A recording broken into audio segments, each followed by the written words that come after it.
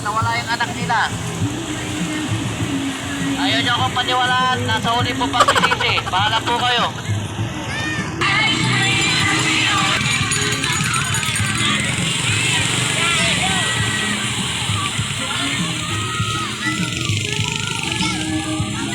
So mga nakasalpabit, sa susunod na ikot po kami rito at nandiyan pa rin kayo at hindi kayo lumapit rito, masindahan po tayo ha. Kukunin ko yung salpabitan nyo, hindi na namin yung ipapalik, bayaran nyo sa may-ari. Yung ginagawa po namin, paano? Yung salpabitan nyo, pag kinuha namin, napabayaran nyo na lang ha. Salamat, paano?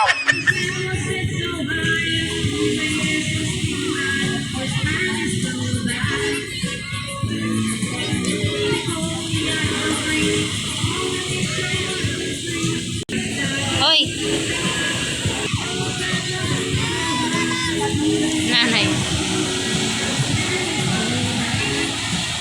Nay!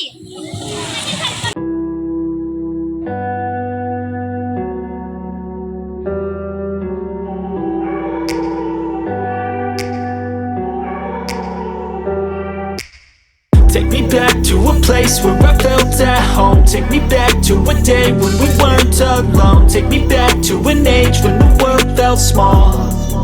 Way back before we blew it all. Take me back to a place where I felt at home. Take me back to a day when we weren't alone. Take me back to an age when the world felt small.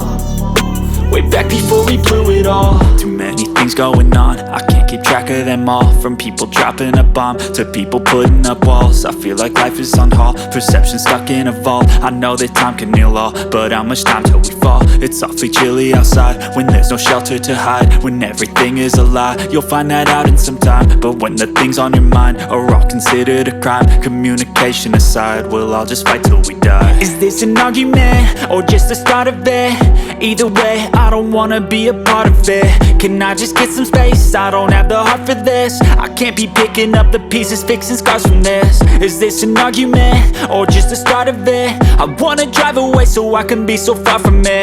I wanna find a place where no one breaks their promises. Or maybe drown myself in something that is bottomless. Take me back to a place where I felt at home. Take me back to a day when we weren't alone. Take me back to an age when the world felt small. Way back before we blew it all. Take me back to a place where I felt at home. Take me back to a day when we weren't alone. Take me back to an age when the world felt small. Way back before we blew it all. I know that things seem bad, but they could be much worse. There's always someone else who has a greater curse, a greater thirst, a hunger, pain, and mercy. Just find whatever you got and try to be thankful first. I wanna feel again, I need a couple friends. I never really understood just how the story ends, but I can feel it's tense, don't know the consequence. The volatility of life, my only confidence. Is this an argument,